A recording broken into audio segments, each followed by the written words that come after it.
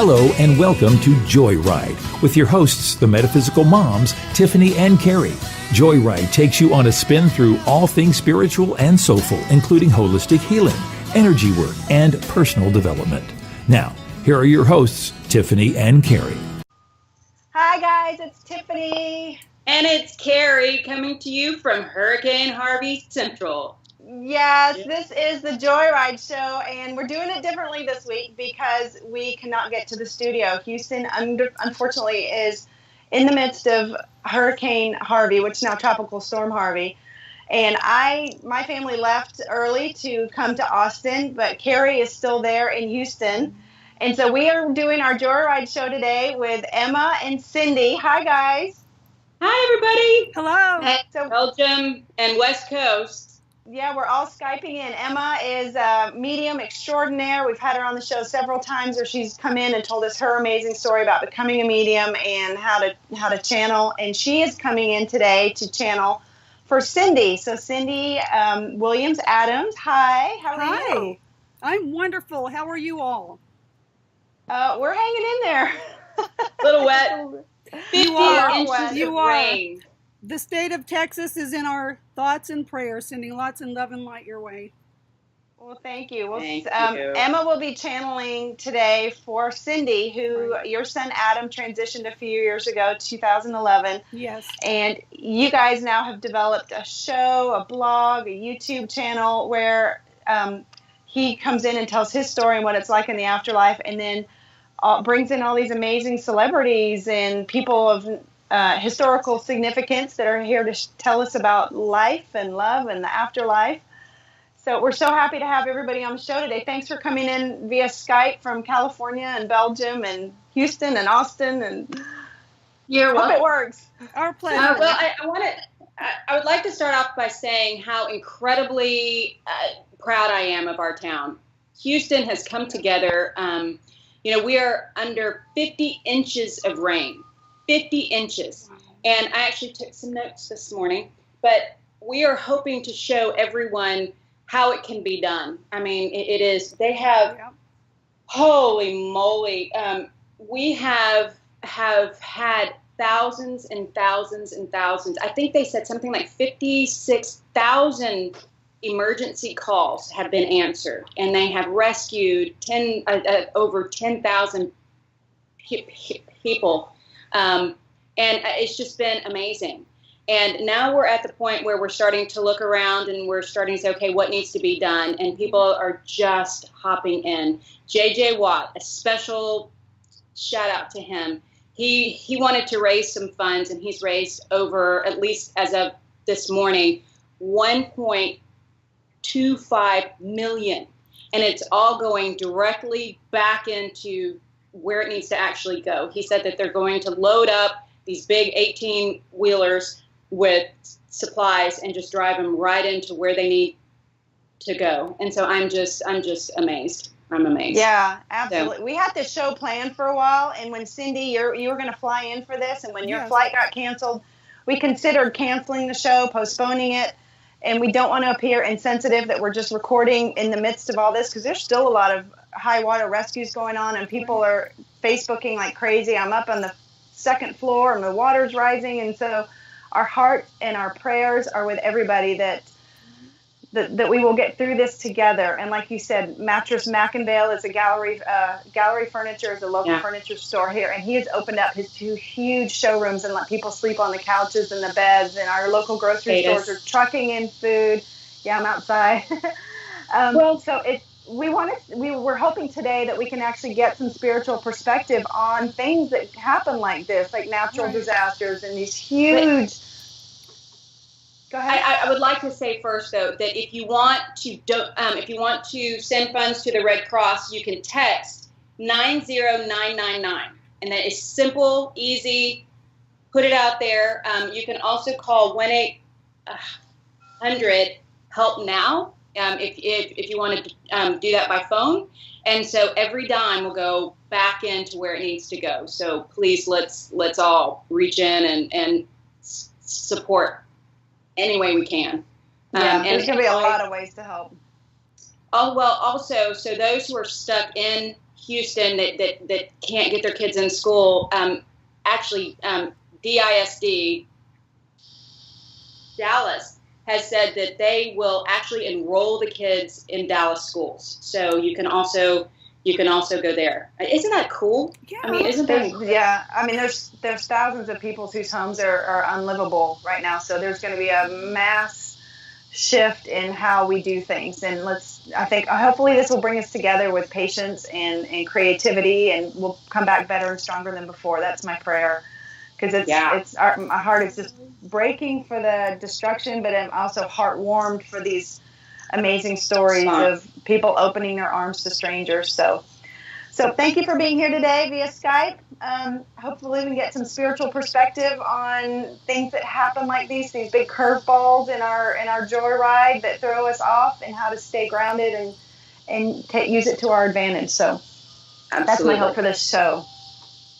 Well, okay, so last night I tuned in to Kerry and Allison, and they did a perspective. Can you touch on that?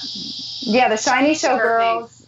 Yeah, the Shiny Show girls. If you look it up on YouTube, they channeled Hurricane Harvey, and Allison picked up just so much energy, collective energy of just human story and suffering and anger and so our job is to just send it love and peace and light and compassion and forgiveness. And let's use, they're the Silver Lining girls. Kerry Silver Lining we're her biggest fan. And so we're trying to find the silver lining in this whole mess. So it's cleansing, right? So it's cleansing this negative energy. Yeah, there's a way to look at it. I think we, instead of approaching it with a negative attitude, to really approach it with a positive attitude. Because I think what we're seeing now is that everybody's showing their humanity. Everybody's showing that we're all related, we're all family, and we're all helping out. And there are people bringing in people into their homes, that they've never met before, showing their compassion and love. So I think there's a lot of things that that this storm can teach us. Is my perspective on it. And so if we don't approach it with a negative vibe, because every time, let me just explain to you what Adam's going, yo guys. Hi, Adam. He's the star of the show today. He's going, hey mama, I love you. Love you too. He's brought Eric with him, so they're this is going to be kind of a joint conversation for him. They're kind of joining their energy together. But they wanted to explain a few things when it came about this storm, and they're saying what Allison was saying was pretty accurate on everything that she felt and that she received. So what people need to understand is that this storm, and basically all storms, right? But this one in particular is very large for some reason, and this storm is really created by Mother Earth herself to relieve herself from accumulated negativity that's been happening over years and years and years. It's really a manifestation created by years and years of fear and pain and restlessness and separation. And it's really... it's not just that. It's not just individuals being in a bad state of mind, being in a negative state of mind. It's really a combination of that, but also a rising fear of people, of the earth being destructed at one point through climate change, right? A lot of people are so afraid that we won't be able to keep this planet healthy. So what they're doing is they're introducing negative energy into, oh my God, we're going to destroy our planet. We're going to destroy our planet. And so you're feeding this negativity that's already out there. And believe it or not, but that fear for climate change is really not grounded. There should not be a fear of how the earth would be destroyed if we don't fix this planet. Things are changing, yes, but is it going to lead to destruction of the planet? No, it is not. However, this fear is really a direct result of the negative forces on this planet who pollute our planet and everyone living in it with negative energy attachments for the sole creation of self-gain and power. right? So these people are saying, oh my God, you need to invest in this and you need to invest in that and you need to spend money on this and spend money on that so we can save this planet. But all they're doing is thinking of their own wallets, thinking of how they can accumulate more and be more powerful in the world. So don't let certain things misguide you and mislead you, okay? So do not be afraid of that. And then another factor, because yes, this storm is caused by different factors. It's not just one thing. It's not just being negative. It is negativity introduced by these negative forces that are controlling the world right now. It is just a feeling of being separated from source, feeling lost, feeling not good. There's also some alien input in this, believe it or not. How are they influencing? Okay, so there are alien species who are watching over the energy of Mother Earth, who are protecting us, okay? And they know that sometimes certain energies need to be cleared, okay? Eric says, look at it this way. Energy is always neutral, right? Okay. However, you have energy attachments who are positive or negative, right? And when the negativity overpowers the positivity, they try to clear everything out by bringing the energy back to neutral, by kind of resetting to factory mode, right? So we can rebuild and create positivity, right? Now, how do they influence that? It's not like they make these storms. They don't go and say, let's make a storm and swipe everybody out. It's not like that, but they actually contribute with energy. They contribute to kind of turn certain energies around. So there is a way for the earth to re-cleanse itself and to put itself back to factory mode, and we can again start building up on something more positive and get rid of all the negativity in the air. So what's going to happen is also after this storm passes, you'll see that there'll be a lot of positive energy going around all of a sudden, okay? There's things that are changing right now. So yes, these aliens are influencing us, not in every storm, but in this one, this was one of the cases where the aliens were making sure that this is happening. However, they're also watching over the people. They are making sure that there are not a lot of casualties. Yeah. There have been so far. Just a few. Yeah, from the they're trying to 6 million. Because it's not their intention to kill people. It is their intention to fix the world's energy. It is their intention to help us rebuild. Okay. Wow. I have a question. So yeah. So when so how much of this has to do with the energy that came in on the eclipse? I mean, that was 4 days, and then boom, here's this storm. So does that have anything to play? Does that play into it at all? Yes, absolutely. That is the start of the twist of the energy. They needed the eclipse in order to produce enough energy to really create this storm in some way or form. I don't know, he's talking about energy shifting and adjusting and changing. So it's almost like this eclipse. What it does is it rises the energy to an extreme high vibration. And with that high vibration, they can then manipulate the negative energy into, it's almost like, he's showing me how it kind of shifts, how it turns. It's almost like the positive energy, like the high vibration pushes the negativity to move. And as soon as it's in movement, as soon as it's in movement, that's when we create these storms and things like that, and shifts and changes.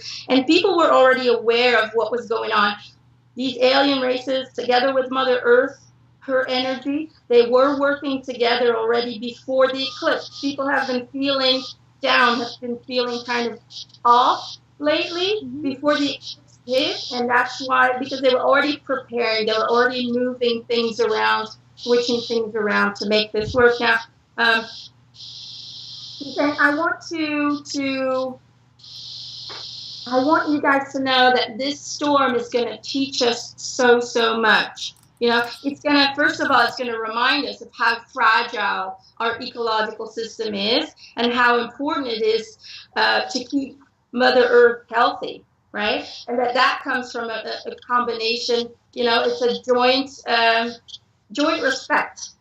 You have respect for Mother Earth has respect for you. So it's about finding love and compassion, not just for you, not just for the people who live on it, but also for the planet, for the animals that live in it, for the trees who spend their whole life here as well. They are living creatures with a consciousness. People forget that. But we're all connected in this world together, so we all need to take care of one another. It's not just about humans being happy. It's about the whole being happy.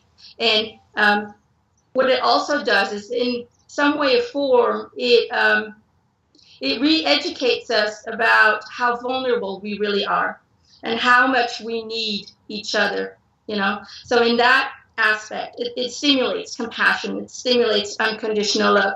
And in some way or form, it also faces us with our mortality. A lot of people forget that. It could be over at any moment. So what it's going to do is it's going to also introduce mindfulness in people's minds. They're going to appreciate every day.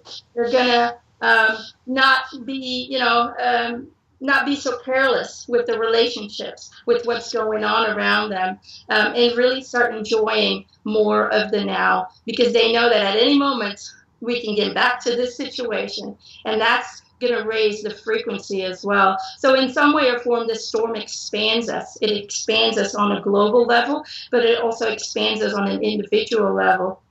So it caught all storms, he says, all storms causes us to create and learn more about ourselves, right? Yeah.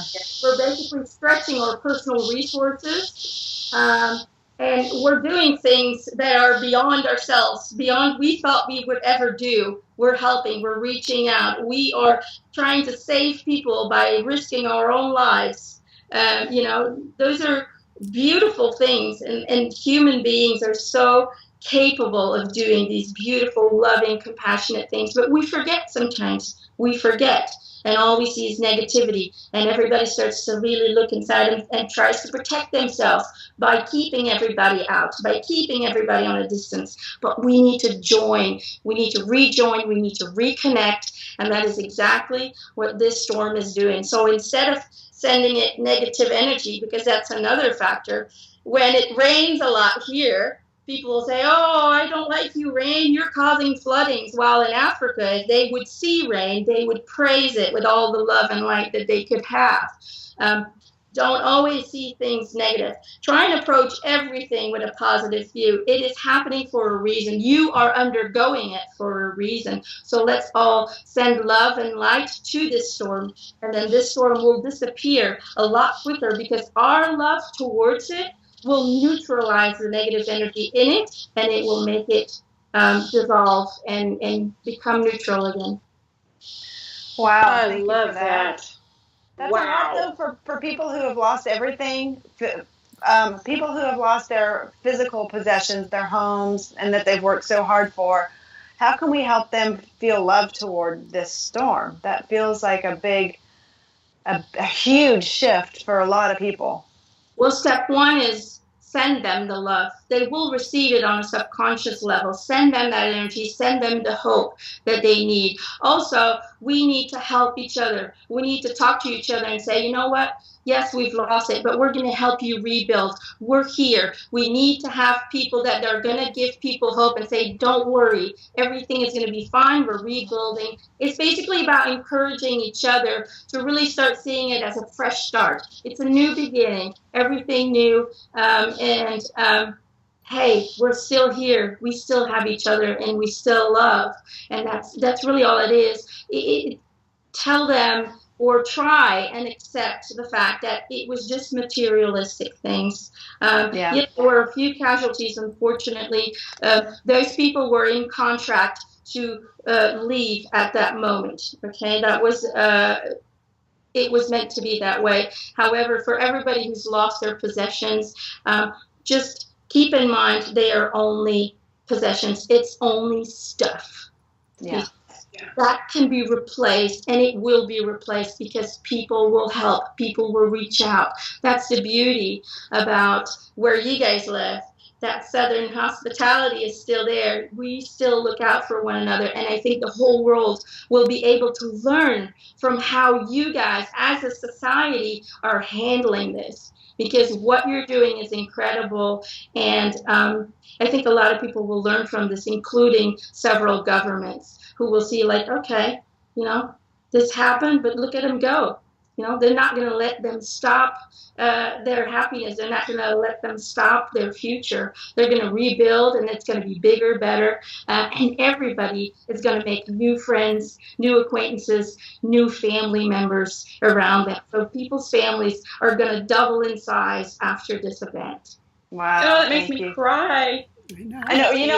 Emma was just here visiting us in Houston, and you kept going, everything's so new. Everything's so new. I was like, well, you're going to come back. It's all going to be even newer. It's going to be even newer. So thank you, Adam and Eric. And the whole time you were saying that, Eric, your mom, Elisa, is trying to find her way back home to Houston. She's been sending all these messages to us because we've been trying to help guide her in. She didn't fucking listen to me. I know. I said, no, stay put. Stay put. She's been trying to navigate from College Station back to Houston. We can't get home either. We're in Austin. We can't go home. So just wait for the water to go down. Send it this light, this love, the sunshine. And you know what? This is another thing. People all over the world are praying for you. Yeah. Do you know what that does energetically? That is unconditional love being sent straight to you guys. What does that look like for you, Adam and Eric? It looks like a million rainbows. That's beautiful. It is very warm. It feels incredible. And trust me, you will feel the effects of all that love. As soon as everything starts sinking in, you will feel it. Thank you. It's interesting because from where we sit, I was shocked. I actually talked about it last night with the kids, that you guys were talking about it and what our, our mayor, everybody was saying, oh, you should have evacuated, and they just couldn't. He did the right thing. He did the right thing. And you were saying, oh, yes, we were talking about it over where you are. And it's like, wait a minute. You guys are talking about us in Houston? Okay, in Belgium on the news, they were talking about the decision-making of keeping everybody where they were, which everybody here in Europe thought was a good decision because it is impossible to move 10 million people in such a short amount of time without any casualties falling. There would have been a lot more deaths if they would have tried to evacuate everyone than there are now. So the decision that he made, he really followed his heart, and maybe some people might not agree with it, but from our perspective, it was the best decision he could do. He followed his heart, and he did the right thing. Yeah, exactly. Absolutely. We feel the same way. So it's all been handled very well. And he was guided in the right, making the right choice. It took him. I love him. He was going back and forth for a very long time. About what Thank you. Well, that's a lot of people. All right, so I can't wait to meet Adam. Cindy's at Adam. I have not met him yet. So, Adam, come on down. Let's let him say hello. I'll be here. What are you talking about? He's been here talking to us. This is what, but no, we I know. Yeah. He's saying, well, it's almost okay. You can compare me with Eric. Only I'm a far more good looking, he says, and I have a lot. You too. I can't imagine what heaven is doing with you guys. Is there a timeout chair in heaven for you guys up to all your mischief? Yeah, but we take it wherever we go. That way, timeout. Well, for those of you that don't know, and I can't believe you don't, but Channeling Eric, we're talking about Eric Medhus from channelingeric.com and his lovely mother, Elisa. It's a similar story to Cindy and Adam of amazing moms who have lost their sons. Not lost, they have transitioned to the afterlife, and you guys have continued this relationship and conversations with them, and it is just growing and growing. So your website, Cindy, is adamsgift.net. Yes. And that's where you have your blog and you post your videos. And Emma has been your channel for a while now. And the interviews with Bob Marley and Marilyn Monroe and Wyatt Earp and Doc Holliday. Crazy, amazing stories and interviews from posthumous people are just they're mind-blowing. They're beautiful. Thank you for doing what you're doing. I can't imagine turning that grief of the biggest tragedy into what you and Adam are doing now. It's miraculous. Thank you. Oh, it is truly our pleasure. Imagine being able to not only realize in my whole heart and soul that he is still here, but to still be able to create with him. Amazing. How does that feel? I mean, to get yourself beyond the grief, and I know, which is we kind of talked about this last night, but there are these steps. I mean, there just are. Absolutely. But to dislodge yourself from that dark place to saying, okay, maybe there is more. Maybe I can. I mean, can you tell us about your journey? Sure. Yeah, or maybe the backstory for those that don't know. Maybe you can tell us the story. Okay. Well, first of all, let me just say it is a process and it does take time. Adam transitioned at the age of 27 as a result of injuries sustained in a car accident that occurred in the San Joaquin Valley Delta due to very dense fog. Oh, I'm sorry. And the accident occurred January 23rd, 2011. The first thing that happened once I learned of the accident was he began showing me, I'm still here. I'm still here. I mean, he even controlled what I was doing before I found out. I had just finished watching a feature-length cartoon, Despicable Me. My husband was helping my stepson move. I'm all by myself at home, and I had just been laughing for an hour and a half. So my vibes were really high, right, when this phone call came. And I think it was important because it was like they were high enough that this state of grace just descended, and I felt that soul contract kicked in. You know, I felt that this was something that was supposed to happen. I'm not sure if I can explain it. Sometimes there are things that happen in our lives that feel like this little time markers. And then as they start coming closer to happening, sometimes we can kind of feel them coming closer to us energetically. And probably about 2 years before the accident, it was like I had always felt like I was going to lose one of my boys. I have two. Something made me, I was too sensitive to it. I would always notice when it happened to somebody else. I would write poems for the mothers. I would always do something I could do to help ease that pain. But it was like I knew it was in my contract. I just felt it. So when that happened, 2 days before, it was like a panther creeping up on me, and I was picking up laundry off the floor and putting it in the laundry basket, and I heard myself say out loud, just get it over with. And I'm like, wow, you're just kind of flipping out here, Mama. Later that night, I get a text from Adam, not just me, it was everybody he knew. He sent a text around midnight saying the name of the bar where he worked and the name of the band that was going to be playing the next night, and he said, be there or be square. I had no idea at the time what an ominous message, that was. That was the last night he was going to be around, the last opportunity to see Adam. It was like he knew his time was coming near. He had told me that he said one day he just showed up to visit, and he says to me, standing in my kitchen, and he said, I've been spending a lot of time on the other side. And I did not know how to interpret that, what does it even mean? What are you saying to me, Adam? And I was just really quiet, and I didn't say anything. And then he put his hands in his pocket, and he said, there are going to be a lot of changes in the world over the next few years. It was almost like he was telling me that he had to leave to help the world. And wow. I remember, I used to take him to Unity Church when the boys were little. When he was 6 years old in Sunday school, he drew a picture of the world. And he wrote in his little 6-year-old handwriting, I promise to help God and my country. And, he was this beautiful, sensitive soul that you're hearing right now in this life. But he was so sensitive that he just couldn't cope. First of all, Adam was an empath, which means that he felt everybody else's thoughts and feelings in addition to his own, and he couldn't sort them out from himself. So he was just always out of sorts. Yeah. Okay, so anyway, back, to what happened with the accident. The first thing he did was he showed us, he is still here.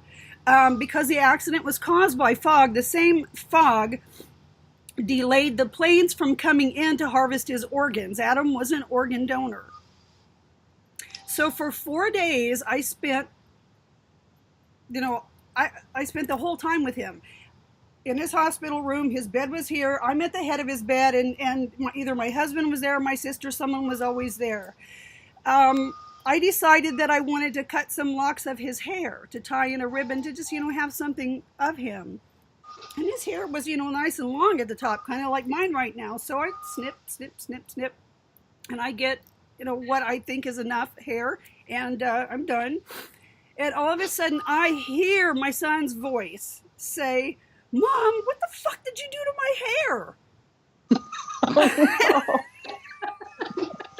I'm sorry to laugh, but that's hilarious. No, that's exactly what I did. Imagine your child's on life support and you're at the head of his bed, with all these people to say goodbye, and you bust out laughing. And you're like, what the heck? There was no doubt in my mind that was Adam, and that is something he would say totally. Oh my gosh. Absolutely. So he gave us one sign after the other, And finally, when the day came that the planes were able to land, one of the nurses said to me, this is really going to happen. Are you ready for this? I mean, really what she's asking, are you ready to not ever see your son again? Let go. Oh. And, I, of course, no. The answer is no. But then there comes a point where you know what you can change and what you can't. And that just plain, it was not an option. And I said to her, I really feel like he's where he wants to be. And one of my sisters, actually 2 of my sisters, shared my interest in the metaphysical. Actually, I had the interest before Adam crossed over, and Adam shared it. And one of those sisters told me that she has a friend who's a Facebook psychic, and she asked me, would you like a message from her? And I said, yeah, please. I finally said, yes, I do. I mean, she had offered for a couple of days, but I was ready to hear something at that point. And she said, okay. We'll ask her for a message. So the transplant team assembles around the bed, and this is really going to happen, and the glass walls roll open, and they're going to take him. And if it was almost like I had to decide in that moment if I was going to be a victim or if I was going to participate in something bigger than I could ever imagine. And at that point, I don't even know how to describe it. I bent down and whispered to Adam, I promise not to cry. Because I felt like if I started crying, if this mother made of granite started to crumble, that the team would feel like they had to take care of me, and I'd be set aside and they would, do their business. And I thought, if this is going to happen, I'm going to give him back. I'm going to do it. So they kicked up the brake, and I just started pushing that bed. I pushed it out of his room and down the hall to the doors of the surgical unit. And at that exact moment, I felt my pocket buzz. I felt that text come in, and I knew this is where I'm supposed to say goodbye. And the doors opened, and I just pushed again. And I just kept pushing the bed down the halls until we got to the last doors. I look at my watch, and it's 3:30 p.m.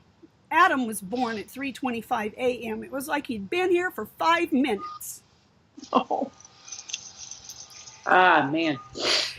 Anyway, I kissed him on the forehead, and I looked up, and my eyes were still dry. God, I don't know how, but every member of that team was crying. And Michael, the nurse in charge of the transplant team, hugged me, and he said to me, I think Adam's going to be talking to a lot of people. His name was Michael, wow. Of course it was. Guardian Angel. Archangel. Oh, Guardian absolutely. Angel. That man. Oh, yeah. But, he enjoyed my stories about how Adam was talking to me the whole time. And as soon as I said my last goodbye, his final words to me was, I think Adam's going to be talking to a lot of people. So my husband and I get in the car and we're headed to my mother's house, and it's January 26th, 2011, the only day of the year where there's 2 birthdays in our family. My stepdad, Jim, and my niece, Lauren. They're blowing out the candles on Jim's birthday cake when the call comes from Michael letting me know how the donation went. There had been a patient waiting for Adam's heart at Cedars-Sinai, and there was some urgency to get the heart there. And unfortunately, that didn't work out. I could just feel there was something he wasn't telling me. He said that there, I think 2 recipients live in the Bay Area of his kidneys. I believe there's a woman in Indiana with his liver, and maybe someone in Central California with the pancreas, and an older gentleman in Los Angeles with Adam's lungs. Wow. What a beautiful story. Adam, how was that experience for you, watching your mom go through that with your physical body? I can't imagine. It was hard to see. Sorry, I got a little thing on my throat. He's making me. He's kind of what you're telling. He's making me feel what you felt and what he felt. He's saying, on one hand, it was really hard to see. On the other hand, I knew that this was supposed to happen.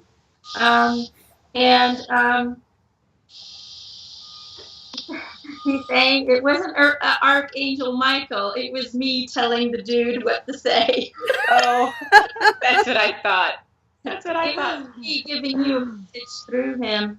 But I thought my mom was extremely brave in that moment. Yes. She didn't take a rock out of her heart. She kind of made a contract. She made a deal and said, you know what, this is not the end. There's going to be something more after this. She didn't see it as an ending, but as a new beginning. And no matter how hard it is to let go of a person, you never really let go. And she knew that. She knew that I was around. I made sure that she knew. And so in that moment, I thought she was extremely brave, that she didn't think of herself, but she also thought of the family members around her. By being brave, she also wanted to keep everybody else brave.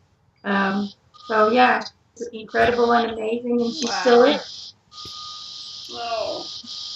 She still is. And now you guys are talking to a lot of people. I mean, you really are. Your network is growing. Your interviews are amazing. But we want to hear from you today, because whenever you bring in an interview, they get to talk. So we want to hear what you have to tell us. Well, now we just have fun with things. Now we just have fun. Yeah. You know? And through approaching every interview with a fun basis, with a more lighter energy, without all the seriousness and all that bullshit that people think is so important, we just approach it with a more lighter side of life.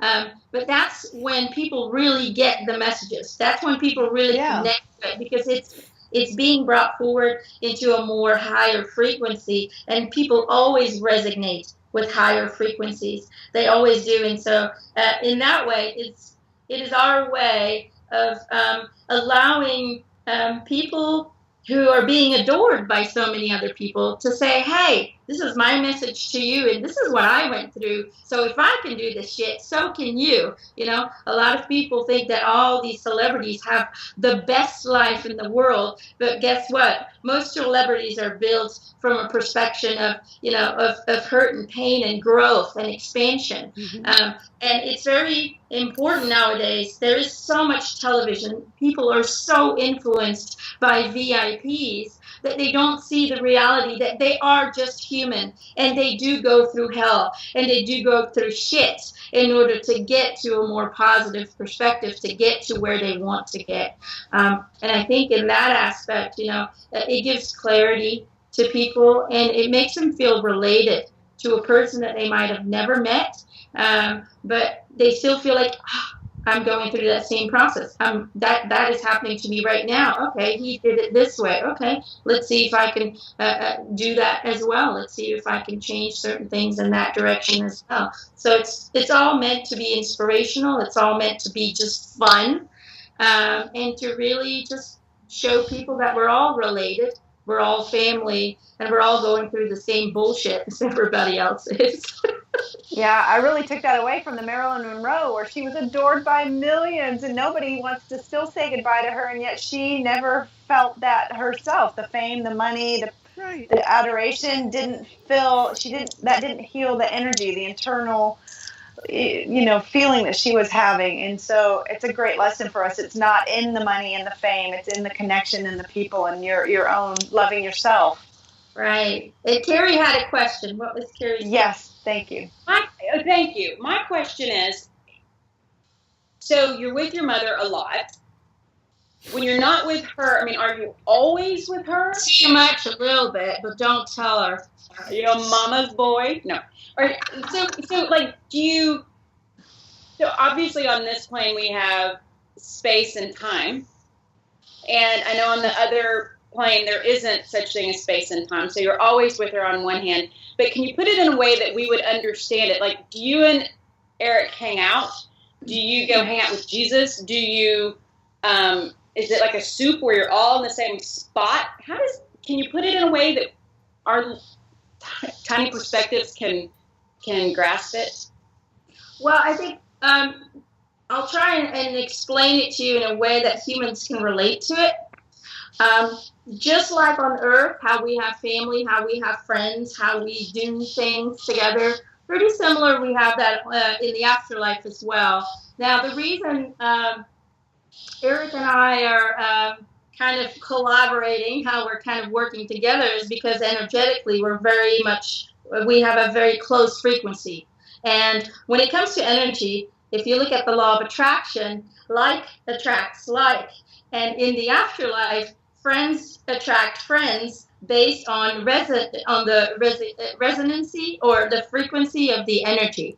So when I transitioned and he transitioned, because we both wanted to be healers, because we both wanted to be teachers, and because we're both just goofballs and we're enjoying the same things. We love music, we love guitars, we love singing, we love playing pranks on people. It's what we do, that we're so close to one another energetically that we were drawn towards each other. So when we first met, it was more like you get pulled towards a person, just like in some way or form on Earth, people get pulled towards one another and to start a relationship. Okay, we don't see that pull from a human perspective, but in the afterlife we feel that pull, and we know that when we get pulled together, there is a reason for it. There is a purpose behind it. So when we help people, what happens is we actually join, and it's not just me and Eric. There are a whole bunch of entities who are working together as a whole, as more of a global consciousness to help people all over the world. So in a way, when we help people, when we assist people, which is pretty much all the time, we blend together. But as time doesn't exist, we also have individual time where we like to keep our memories and our feelings of Earth alive, because there are a lot of things that we miss about being in the physical. So we do have hangouts. We do have places where we just hang out and we pretend that we're playing the guitar by a bonfire. We're drinking fake beer that we're not really drinking. It's just about getting kind of create the emotions and the feelings, the memories, kind of bring some of those memories back that we tap back into, and just share. We share stories, we share lives, we share energy, and say, hey, I have this kid that I really want to help, but I'm not getting through to him. You guys have any suggestions? So we do help each other in helping others. We do help each other and teach each other and love each other. And so we have our job in some way or form, if you want to put a label on it, where we basically join together energetically. Why? There are so many people that are contacting us. It is better for us to join, to kind of merge energetically, because it raises our frequency and we are a lot more stronger to come through. And then we also have our off time. We have our hangout time, just chilling, where we just hang out with people that are at a close frequency as us, that people are drawn to us. it's not like we have special groups, but in a way, if you look at school time, which I hate it, fucking school, you kind of still have the groups, you know, you got the jocks and you got the healers and, you know, you got the healers and you got the teachers and you got the guides and you got these and that. In that way, we still kind of hang together. We still kind of have little groups here and there, but we also know that we're fully connected to everyone. So we can kind of separate that. We can choose to either feel everyone, to feel the whole, which can be very overwhelming, or we can choose to just go back to our individual, hey, I'm Adam at this moment, you know, or I want to be one of my other lives. You know, you can go back to that. You're in complete control of what you do energetically, of what you want to feel, what you want to put your focus on. So you can create kind of a social life, and then we also, most of the things that we create is always in function of the whole, is always in function of expansion. So I hope that kind of gives you a little bit of insight. It does. And the other, thank you for that. That was beautiful. The other question I have is there anyone that you've met? And I know the whole VIP movie star thing, but have you said, oh my God, that's Elvis? Or on that side, are you just sort of like, you know, it's Elvis, and he was also Frank, and he was also Betty, and he was also, I mean, is there any type of holdover from being human on this plane? Does that make sense? You do. If you've had years of build up in your human existence that you are adoring someone and you do meet that person, it does feel extra special. You do get kind of giggly inside. For me, that was Bob Marley. Yeah. That was Bob Marley. He's always been my hero because he talked about what I felt. He sang about what I felt, but I couldn't express it in the way that he did. So I always felt, every time I heard his songs, I felt truth. I felt connection. I felt this is me that he's singing about, but I just couldn't translate it in my human existence. So how did that go? Yeah. It was special because we kind of hit it off right away. He said that he had been watching over me. He had been guiding me, and I had no idea. We actually shared energy, so we became one. We kind of blend together, and I experienced Bob Marley's life. I was there. I was present. I looked through his eyes and all the troubles and the pain that he went through as well, unfortunately. But I also saw the bravery, and I saw the love that he had inside of him. And yeah, he messed some things up, and he stirred some shit up in the pot. But that's what he needed to do. That was his mission. He needed to stir shit up, you know, so people would start thinking freely instead of being restricted by all these rules and regulations of society. He didn't give a shit about rules in society. If he wanted to grow weed in his garden, he would grow weed in his garden. If he wanted to smoke it right there in front of a cop, then he would do that. He didn't give a shit, and I love that. And I experienced it, and he experienced my life, and he thought I was very brave as well. So it was really nice it's really nice to have your hero and say, hey, you want to see what it was like? And you just give them. You're really seeing through their eyes. You're experiencing it right there and then.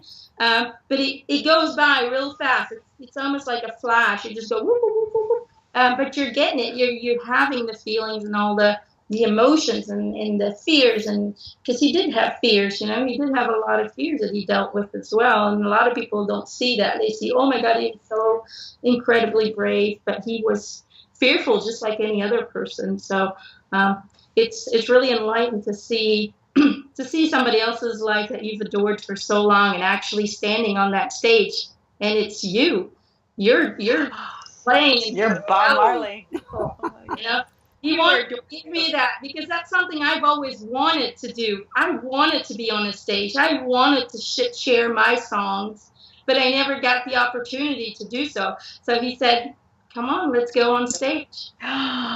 Well, Cindy, you did an interview with Emma it was a birthday party for Adam, and Bob Marley came in. And so I thank you guys for doing that because it gives us a glimpse, too, of Bob Marley and his life, of the real person, the struggles. And he said he smoked weed as part of his Rastafarian religion. I mean, It was like, oh, that's so interesting. It was totally different than what you would think. So that was an amazing interview that you guys did. It looks like so almost running out of time, though. This is going by too fast. I think we need to have a follow-up on this. We need to have Adam come in again. That would be so much fun. I need to tell you what his text said. Do you remember when the nurse asked me if I was ready for this? And my sister offered to ask her friend for a message? Pocket buzzed when we got to the surgical doors. When I pulled out that message, it said, I would never trade places. Oh wow! From Adam? That's what the medium had delivered the messages that he's right where he needs to be. Absolutely. He didn't want to be anywhere else. That's absolutely right. He said I would never trade places. My sister said it doesn't make any sense. I said, oh yes, it does. It does. It Even with Bob Marley, he wouldn't trade places. But see, my question when I asked for the message was, Adam, are you where you want to be? That was my question. And I didn't verbalize it. I didn't say, ask him, are you where you want to be? I just asked, does she have a message? And my question was, are you where you want to be? And his answer was, I would never trade places. Oh, that is incredible. Great comfort. Thank you, Adam, for that and for all the other signs that you sent, letting me know that you're still here. Yeah. So, okay, everybody give us your website so that we be sure that people who want to connect with you, Emma, I know you're booked for quite a while, but get in line and you can get your own message if you're, that's what got me on my spiritual path is getting a reading from my mom in the late 90s. My mom had passed away, and that personal validation that you are speaking to your loved one with messages like that answer your internal questions, it set me on a path like no other. So Emma is you are the best medium that I've ever come across, and you're just a sweet, kind, open, enlightened soul. So thank you for doing what you do, Emma. What's your website? Throw it out again. But it's really a team effort. I never see it as just me. When you're thanking me, you're thanking my whole team who make sure that I can do this and that. They help me to make sure that the messages are clear and understandable and that it really reaches something inside of you. So I'm just the radio. They're the ones making the music. That's how I see it. Oh, she's like a Bose, like high def radio, like with the speakers, they'll blowing you back, like crystal clear. And your website's EmmanuelMcIntosh.com, right? Yeah, EmmanuelMcIntosh.com. And, I love it because sometimes they really take over. And then my husband's like, that's not you right there. You're doing it. You shouldn't do it. We've seen that. We've seen that first person. We've been able to see that, yeah. Eric, you were trans-channeling Eric, and you came in, and your mother was like, that is not my daughter. And Elisa was like, that's Eric. I mean, the mannerisms, you did a couple things. I was like, oh, my gosh. You were like looking down your shirt. Like, oh, God. Yeah. My husband watched the video. I couldn't do it. It's just weird. It feels really weird watching yourself do things that you're like, what? The moment I saw him come in, because you were like, okay, then all of a sudden it was your feet crossed and you were just, it's like, whoop, there he is. You could see the struggle. That was really cool. So for those who don't know what that is, it's when she kind of moves over and allows this other person in, and then they do all the talking. It's like they get to put on the Emma skin suit. Right. And sometimes they do it while I'm still there, while I'm 100% there. And then a lot of people have said about the Marilyn interview that I was starting to sound like her. Oh, yeah. I have that with people normal readings. I mean, not VIP readings where people talk to me and all of a sudden I start talking in a weird accent and they're like, oh my God, you sound just like her. Or I start making specific movements and they're like, oh my God, my grandma always did that with her hands.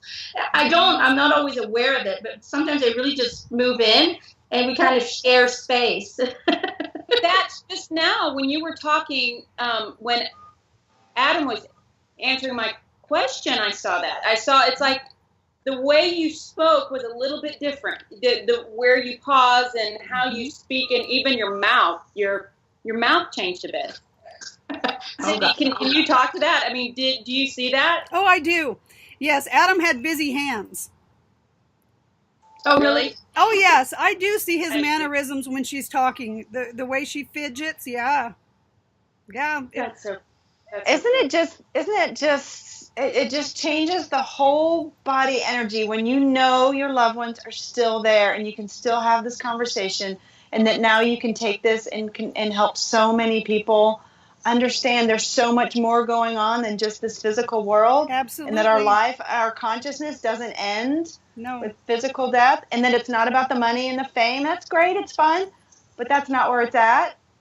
Absolutely. And things like this storm, Harvey, helping us realign, reshift, kind of they're helping us. It's all, if we can see it that way, it's all for us. There is always a higher path. Always a higher path. Yeah, I think it's all about seeing messages, the positivity in everything that happens. Right. But there's no bad or good. That's just a duality. That's just something that humans created. Everything is what is for a reason. It's an energy. It's an outcome or a production of an energy that was created, usually on a bigger scale than just us. So I think if you see everything as energy, then everything can be explained in a very positive way. Well, I just think that, things don't change if they're fine. I know we all talked about that yesterday, that until they get to a point where they need to change, they don't. And so it's sometimes not that comfortable, actually. Often. Change is never comfortable. Change. This is Eric saying, change is never fucking comfortable, but sometimes it is fucking necessary. So get over it. And this too shall pass. I mean, this too shall pass. It will. And it's going to be for the better of us. It's going to be for our positive evolution and growth.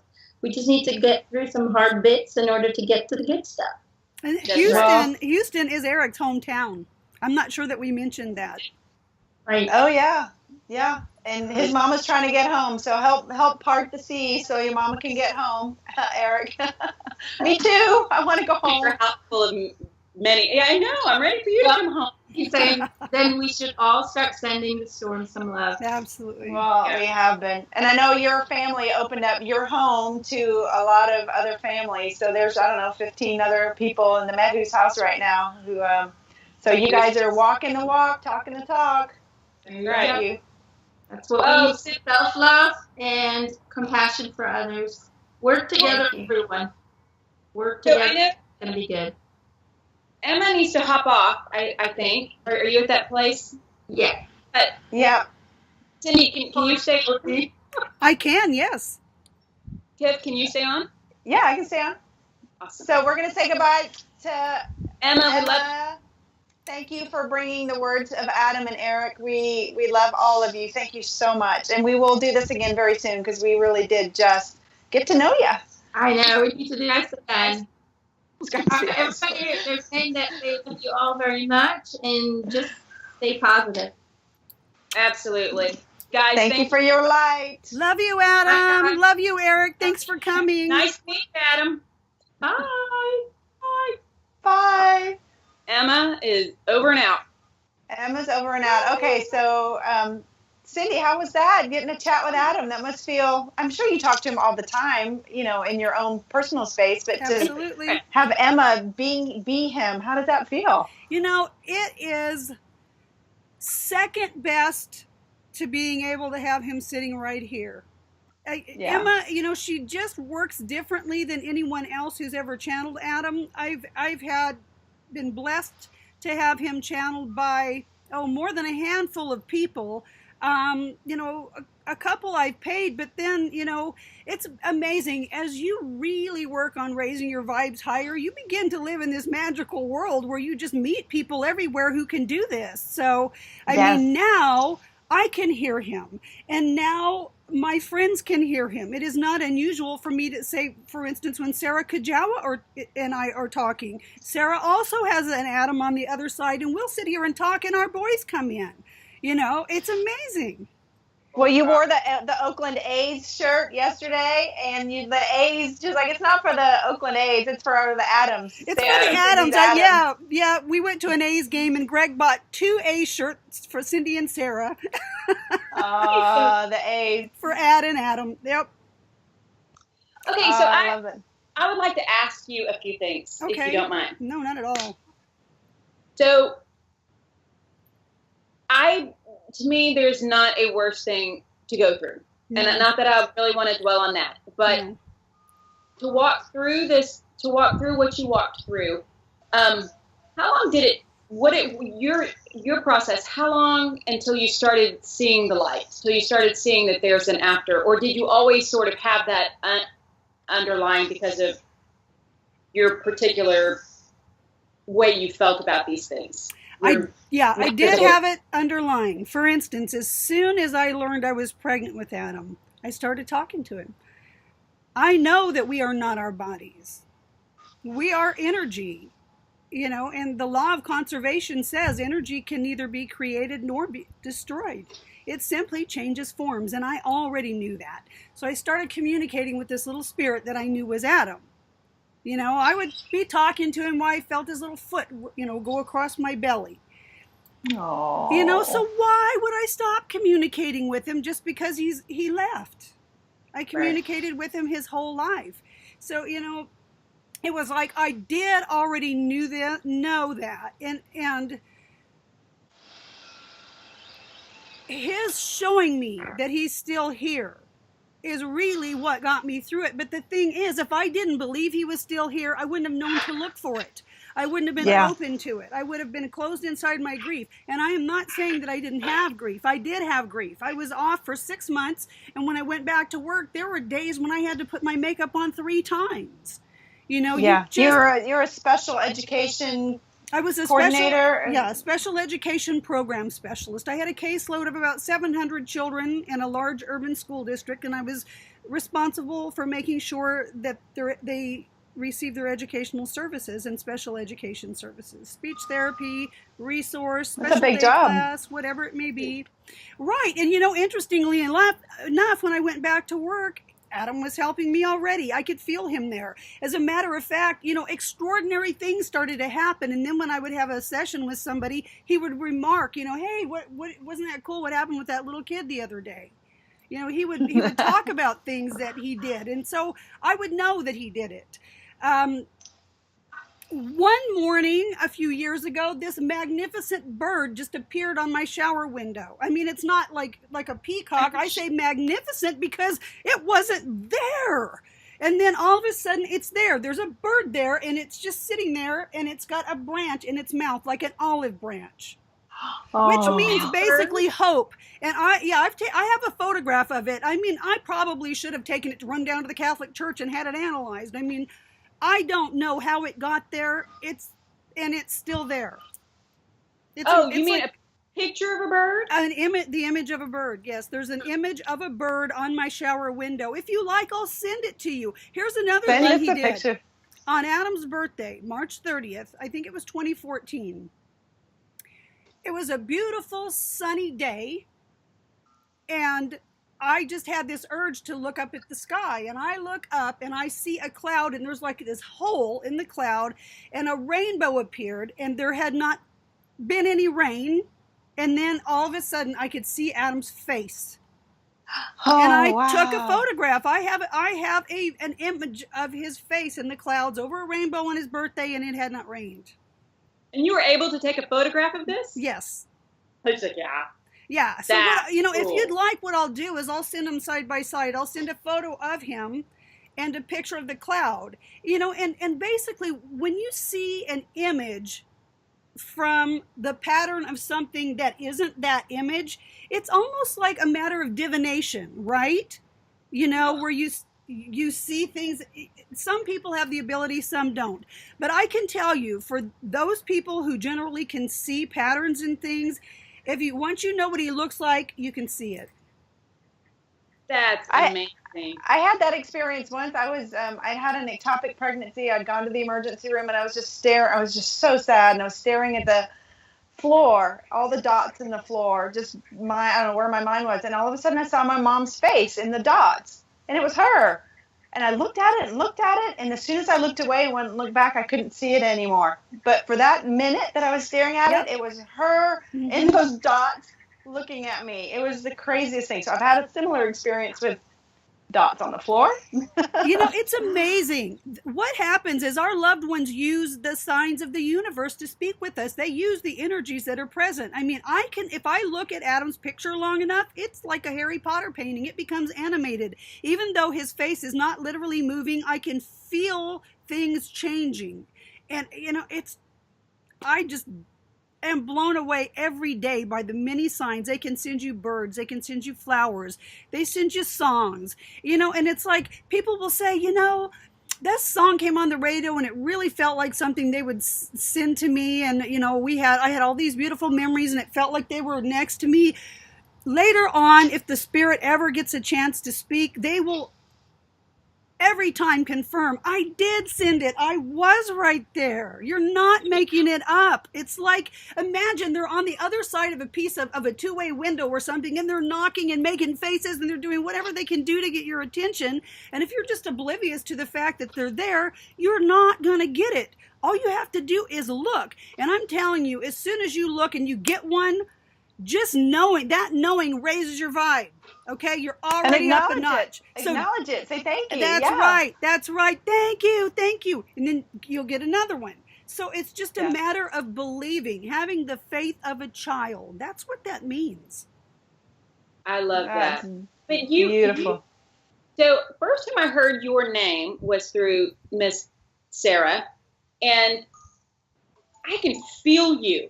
Houston, West Coast, you have this huge energy, and it's I can feel you, and you've got a lot of gifts yourself, though. I mean, you're not somebody you kind of waking up for the first time, and I know we've talked about that a bit, just now, but you are magic. You make things happen. You shared some stories with me that were unbelievable. So I think that really does help, and it seems like he is sort of this rocket booster on you, Yeah. And so, where do you want to go? I mean, what do you feel is your life contract right now? And I know it's always shifting, but what are you here to do? I would say the biggest part of the contract feels like helping people understand that the way we think about death is not accurate. Let's just forget the spirituality and everything else. From a scientific point of view, it simply is not accurate. Everything is energy, okay? So we are simply a form of energy that is way bigger than this little human body, who shot down into this little form to have a human adventure, right? Why would we do this? Because the soul wants to evolve. It wants to learn, right? If we shot down here just to attend birthday parties all the time, are we going to learn anything? No, it would actually begin to get boring. The only time, it's like the light needs to dark. You need something to spring from, right? You need something. Some conflict, some contrast. Right, from which growth can occur. So, once you learn that you actually chose to be here, and you chose to be here so your soul could evolve on some level, then can we agree that we probably also put some obstacles in our path that were intentionally planned? Challenges, and other people playing roles for you. Absolutely. You know what? I was thinking this morning, we're the authors of our own life. Really, we're like the authors of a screenplay, because our life is like this story that plays out. And guess what? Everybody in there was cast in that role. So the bad guy is no better than the protagonist. Everybody is equal. We're all the same. We're playing different roles. I've always said that you wrote it, you star in it, you direct it, you did the whole 9 yards. And at the very end, that Cryon book, The Journey Home, he talks about that. And at the very, like there's one part where he sits and they make him sit and they said, this is really hard to watch. But you sit and it's almost this 3D thing. And his parents were killed when he was young. And he was very angry about this. That's our main guy. He's very angry about this. It's this story that plays out.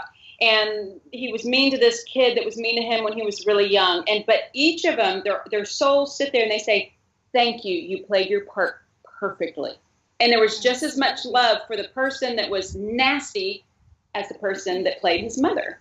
And it's thank you. You played your role perfectly. And I think when we step back, and that's really hard because some people have been through some really, really hard shit. I mean, dark stuff.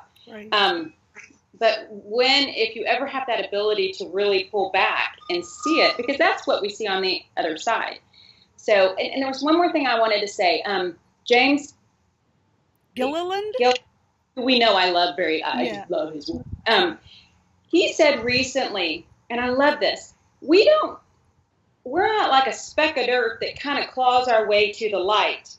We are the light. Right. And we are the brave angels that come to earth.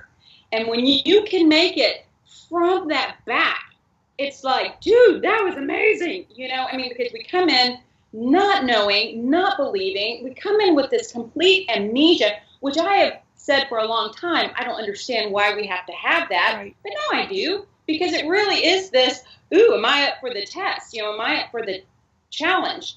And when you can raise yourself out of the muck and the tar, dude, you're there. I mean, your soul just has just this immense growth. So thank you for pointing that out. I love that. Whew, Yeah. okay. Have you seen the Bashar movie, Dearly Departed? Oh, it's good.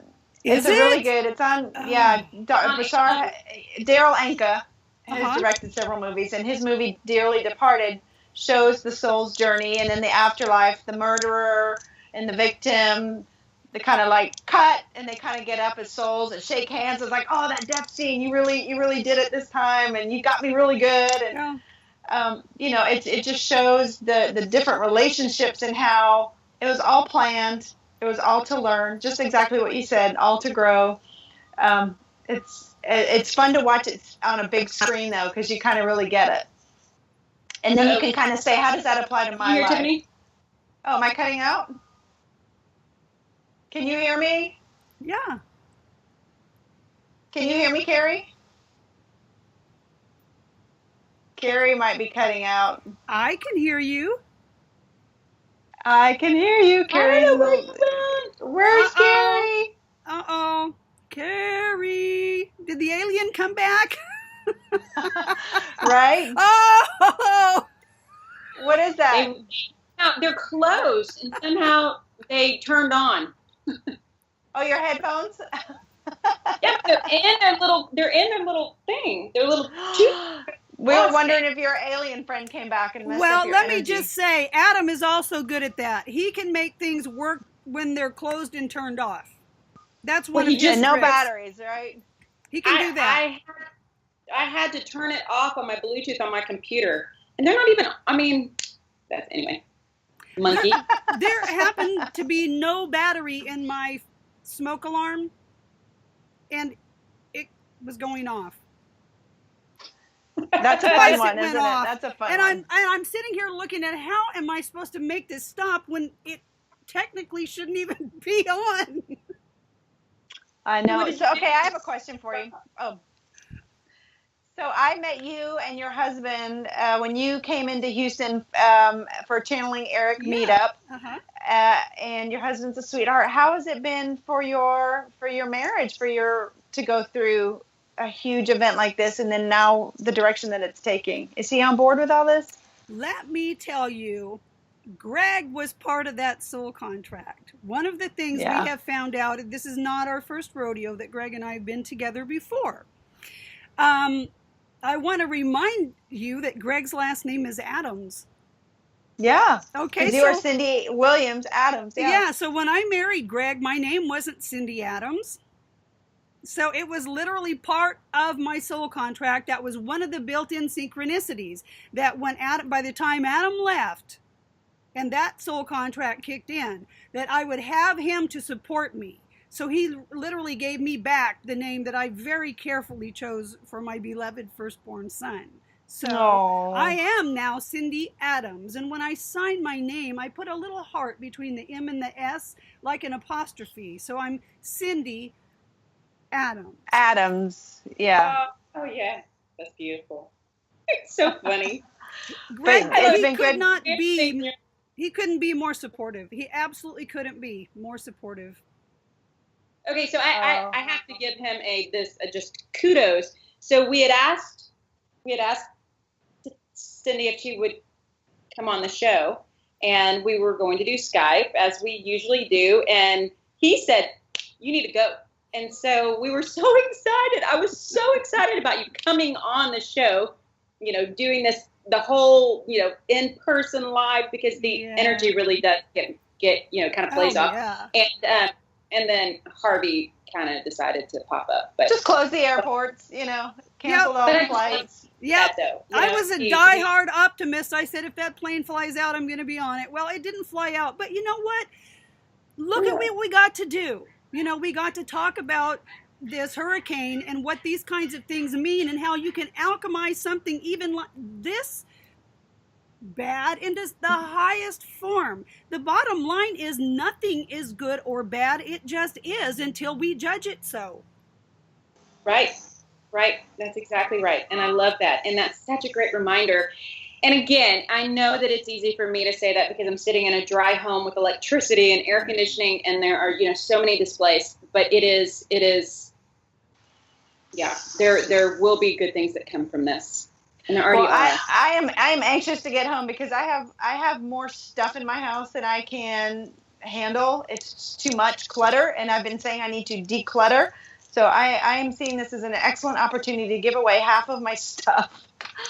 Tiffanie, okay, so I had decided, because I love clothes, I love textures, I love fabrics. Obviously, this is an old Tibetan prayer rug, and so I thought, okay, I had a bunch of stuff on Poshmark, whatever. So then I have stuff that I wanted to sell, and Tiffanie, you would be so proud of me. I have 5 buckets of stuff. It's like Diane von Furstenberg. It's like, nope, don't wear it. Throw it in there. I mean, it's like all this stuff. It's like, I'm just getting rid of it. I don't want it. I want a quarter of what I own. But it's good stuff, and there are people now who will be so glad to take it off your hands, who need everything. We have too much furniture, too many toys, too many books. So I'm going to see that as my silver lining, that it's going to help me help others. Yeah. So. Exactly right.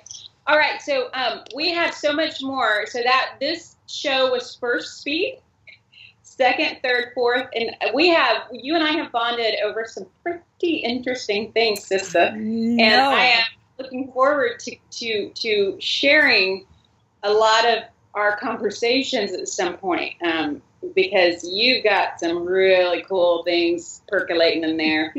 Okay, wait, before we go, tell us about your book, because I know you're writing Adam's Gift as a book, the journey and the story. Can you tell us a little more about that before we leave? Sure. Adam's Gift it's a memoir. It's about Adam's accident, his transition, and my subsequent spiritual journey. So this is something that I have been working on since I retired about, I guess it's been 4 years ago. Boy, time flies when you're having fun. Anyway, I hope. I love you can say that. Well, it took me several years to manifest my retirement. I was planning on working much, much longer. I would say at least another 10 years, because I loved my job. I loved what I did. It's just simply when Adam crossed over and that soul contract kicked in, I felt with every fiber of my being that there was something else that I was supposed to do. I attended a shamanic workshop the weekend I retired with Michael Harner. And Michael Harner is a shaman, and he's credited for bringing shamanism to the Western world. He's, in his 80s now. That weekend just kicked off some magical things. My world just started changing immediately, and Adam and I started working together, doing some shamanic work with people who are also on the other side. It's just been an amazing journey. So Adam has continued to be a part of my life ever since he transitioned. So the book, Adam's Gift, is, it's also about how he continues to be a part of my life. Yeah, and you have a blog on your adamsgift.net, so you're kind of chronicling your journey there. Actually, And then I'm not so much chronicling the journey in the blog because we would get into some repetition. I would end up, sharing too much of the book. So I have shared an excerpt from the first chapter at the beginning of the blog. Mostly what I do in the blog is, we share some of Adam's adventures. Adam and Eric, I'm seriously, they're just a hoot. There's a kindergarten teacher in Germany, Marianne Steele. We love Marianne. She's in some of the Facebook groups. And because she senses these energies, she's aware when they come in there, and they're just little mischief makers, wreaking havoc in her class. They'll make a drawer of crayons shoot off the shelf and fly around the room. As if she doesn't have enough to do with a room full of kindergartners. She's got those 2 kindergartners in there making trouble. Based on the work I've done with Adam, this is what I think happened. She teaches in this really old school, and she said that she had noticed the spirit of a young boy around the stairwell. Right? So it was like a spirit that was stuck. And then one day she just became aware that they were there when she was on her way to work. So they go to work with her that day, and that was the day that, they sent the crayons around the room and basically caused mischief, but she said she's never seen the boy since then. So they helped him cross? I think they went to help cross the boy, and they just hung around and played with Marianne. Oh, that is wow. So awesome. Well, I know you put those kinds of stories on the blog. And you've got your Facebook page, and you do your YouTube shows that are phenomenal with Emma. I've seen Allison on there. So absolutely, yes. Our YouTube channel is called Chillin with Adam. It's CHILLIN' with Adam. And it's turned out to be 2 reasons. First of all, he wanted what we're doing to be a very casual format, so he called it Chillin' with Adam. But you know what happens when you hear the truth? You just get goosies. You get the chills. Chillin'. And so what happens is, I'm always hearing these stories how people get the chills watching the show. So yeah, Chillin' with Adam is our YouTube channel. Or all goosebumps. I love it. Thank you for doing what you do. Thank you for turning this into such a like you said, the alchemy. I wish we all knew how we are alchemists. We can turn things into anything we want, and you've done that. What a beautiful example of doing exactly that. So thank you for doing what you do.